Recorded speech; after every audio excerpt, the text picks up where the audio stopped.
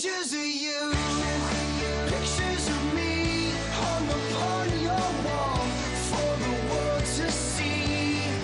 Pictures of you, pictures of me, remind us all of what we could have been. Pictures of you, pictures of me, hung upon your... Relive every moment true to life with True Capture technology, only from Canon.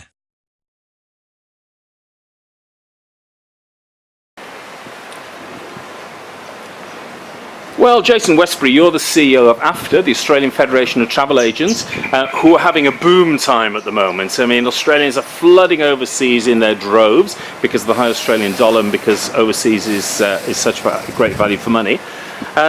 This conference, I mean, if you looked at the documentation initially, you'd think it was an inbound tourism conference, okay? But you just told me it's a bilateral conference. Tell me more about that. Well, it's a bilateral conference. I mean, you can't invite all of the dignitaries of China over to Australia and make it all about just them coming here. There has to be a bit of conversations about how Australians are also going to go and have a holiday in China. That's the whole excitement of these sorts of things, is that, there's two countries, people go either way. That's why we're here supporting the government in understanding the bilateral agreement. And how important to market is China for Australian travellers and the Australian travel industry? China is one of those emerging, exciting destinations. As Australia is to Chinese, China is to Australians, in that there is so much to see in China, so many emerging destinations, some that we haven't even found out exist yet. Yeah. Huge investment going on, and a great destination for Australians to travel to.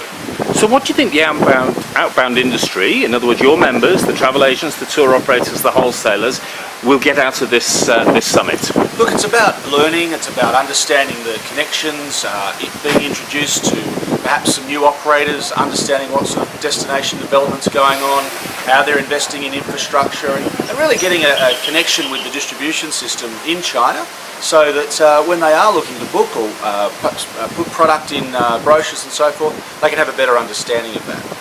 Now, here we are standing in Cairns, which supposedly, if we were to believe all the media, was washed away over the early part of this year. But travel agents are selling more and more domestic holidays as well. Is that something that's increasing in terms of revenue to travel agents? Domestic is one of those things that you just have as a stalwart. It never ever is going to go away, and nor should it. The Australian travel industry got together when the floods occurred, and in fact, in between when the floods finished and the cyclone came, we had a large contingent of senior level travel people up here to talk about how we can get domestic product back into the shops, back in front of the travel agents, into the minds and souls. Travel agents were saying, how can I help Queensland? And it was all about booking domestic holidays in Queensland. And look, some of the numbers are proving that that's still happening. 75% of the Australian tourism industry still comes from domestic. People still book domestic holidays through travel agents. And that's why it's important that we continue this connection. That's why AFTA maintains such an involvement in the tourism industry. I say it many times. There's no Minister for Travel, but there's a Minister for Tourism, and that's why we work with the Tourism Department. Excellent. Oh, look, just finally, because I know you need to get back to your lunch, but what's your message for the industry in terms of China as a destination for Australians? I say, look out, there's plenty more to come. The developments, the innovation, the infrastructure. I mean, if there's one country in the world that knows how to do infrastructure, that's China. Jayson Westbury, thank you very much for your time, and it's back to lunch. Thank you.